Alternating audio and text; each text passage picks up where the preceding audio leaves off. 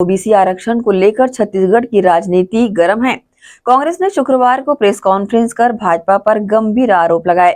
PCC chief Deepak Baij ने कहा कि ओबीसी आरक्षण को सरकार गंभीरता से ले। ओबीसी वर्ग को कैसे उनका हक मिले, इसे लेकर सरकार को प्रयास करना चाहिए। दीपक बैज ने आगे कहा कि हार के डर से घबराई बीजेपी अब ईवीएम की शरण में पहुंच गई है। पहले बैलेट पेपर से चुनाव कराने की बात कही, अब ईवीएम से चुनाव कराने की बात कही जा रही है। बैज ने कहा कि ये वक्त परीक्षा का है, ऐसे समय नगरीय निकाय का चुनाव सही नहीं है। हर वार्ड में, गली मोहल्लों में लाउड स्पीकर बजता रहेगा। बच्चे परीक्षा की तैयारियां कैसे करेंगे? वहीं आंगनबाड़ी केंद्र, स्कूलों में ही पोलिंग बूथ होंगे। ऐसे में चुनाव कराना छात्र हित में नहीं होगा। सरकार को स्पष्ट करना चाहिए कि पहले परीक्षा हो कि चुनाव। वहीं धान खरीदी को लेकर अव्यवस्था का भी आरोप कांग्रेस ने लगाया है। उन्होंने कहा कि किसानों को धान का भुगतान नहीं हो रहा है। जिस तरह से पूरे प्रदेश में वर्तमान में ओबीसी आरक्षण को लेकर हाहाकार मचा हुआ है और हम लोग चाहते हैं कि सरकार इसको गंभीरता से ले और ओबीसी वर्ग के आरक्षण को बहाल करने के लिए जो प्रयास करना पड़े सरकार उस पे करे। इसलिए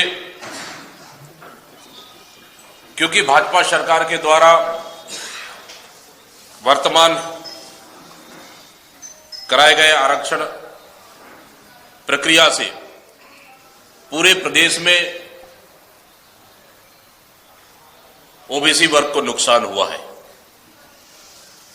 आप जिला पंचायत अध्यक्ष का आरक्षण सिस्टम देखेंगे, बस्तर से लेकर सरगुजा पूरे मैदानी क्षेत्र ओबीसी के लिए एक भी जिला पंचायत अध्यक्ष का पद आरक्षित नहीं है, जबकि पिछले सरकार में लगभग 7 पद ओबीसी के लिए आरक्षित था। कि आगामी फरवरी में लगभग 14 फरवरी से सीबीएसई का एग्जाम शुरू हो रही है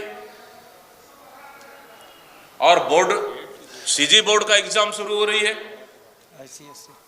आईसीएसई का एग्जाम शुरू हो रही है। तो आप चुनाव कैसा कराएंगे? क्योंकि वही कर्मचारी परीक्षा भी लेंगे, वही कर्मचारी चुनाव भी ड्यूटी करेंगे। जिस स्कूल में आप परीक्षा लेंगे उस स्कूल में पोलिंग बूथ भी होगा।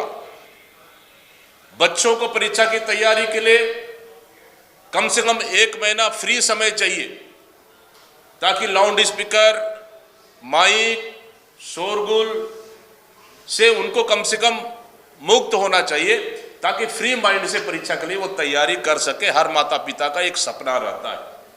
और ये नगरीय निकाय चुनाव है, हर वार्ड में 10 प्रत्याशी खड़े होंगे। लाउड स्पीकर सवेरे से लेकर शाम तक घूमती रहेगी, तो बच्चे परीक्षा तैयारी कैसे करेंगे? बड़ी परीक्षा में बाधा आने वाली है। और इस परिस्थिति में सरकार के पास समय कितना बचा है? लगातार मतदाता लास्ट नोटिफिकेशन को लेकर डेट बढ़ाते जा रही है।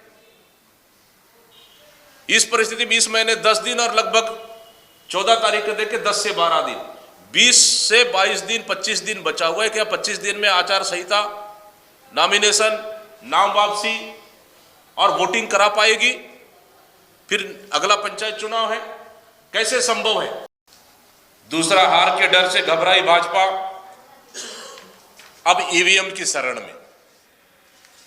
पहले डिप्टी सीएम नगरीय निकाय मंत्री लगातार कहते रहे 2 से 3 बार आप लोग के बीच में, हम बैलेट पेपर से कराएंगे, बैलेट पेपर से कराएंगे।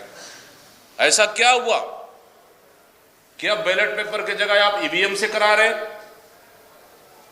क्योंकि आप हार से डर गए, फिर ईवीएम से सेटिंग कर ले और चुनाव जीतने के लिए हर हथकंडे अपनाए।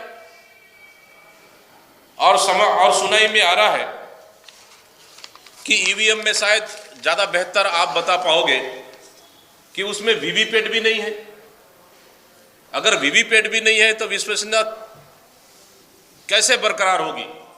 क्योंकि पूरे देश में लगातार सभी बुद्धिजीवी वर्ग, सभी राजनीतिक दल ईवीएम पे सवाल उठाते रहे और वीवीपैट की गिनती पे लगातार मांग करते रहे, लेकिन ये सरकार रिवर्स होकर उल्टा चल रही है और वीवीपैट को भी इंक्लूड नहीं कर रही है। इसमें सत्यता क्या है, सरकार को स्पष्ट करना चाहिए और हम लोग मांग करते हैं कि ईवीएम से नहीं बल्कि बैलेट पेपर से ये चुनाव कराना चाहिए। आदरणीय साथियों, किसानों का धान का भुगतान अभी तक नहीं हो पा रहा है और ये महीने का लगभग जनवरी धान खरीदी का अंतिम पखवाड़े शुरू हो चुका है और सरकार कितनी भी दावा कर ले, अब तक किसानों को 2300 रुपए से ही भुगतान किया जा रहा है और पूरे किसानों को अभी भी भुगतान की राशि उनके खातों में नहीं, भुगतान की राशि उनके खातों में अभी भी नहीं पहुंची है। सरकार झूठ बोलते आई है छत्तीसगढ़ के किसानों से कि हम 3100 रुपए के मान से समर्थन मूल्य से धान खरीदेंगे। किसान चिंतित है और सरकार 2300 के मान से धान खरीद रही है। फिर बीच का अंतर का राशि 3100 प्लस 117 रुपए, मतलब 3217 रुपए कब देगी सरकार? आखिर वादा करने वाली धान खरीदी में आपने क्यों लगी है? हम इस सरकार से पूछना चाहते हैं, क्या किसानों से सरकार न्याय कर रही है या अन्याय कर रही है? हम इस सरकार से पूछना चाहते हैं, अगर कब मिलेगा 3217 रुपए? सुकमा बीजापुर जिले के सीमाओं में जो मुठभेड़ हुई है, लगभग 12 नक्सलियों को मारने का दावा किया जा रहा है, तो निश्चित रूप से मैं फोर्स को बहुत बहुत बधाई और शुभकामनाएं देता हूं। जैसे हमारे जवान इच्छा शक्ति और बहादुरी दिखा रहे, वैसे ही इच्छा शक्ति अगर सरकार दिखाती, मैं समझता हूं कि पिछले दिनों 8 जवानों की शहादत नहीं होती। इसलिए मैं बहादुर जवानों को नमन और बधाई देता हूं। देखिए, आर्थिक रूप से तो हम बीजेपी से सच्चाई कमजोर हैं।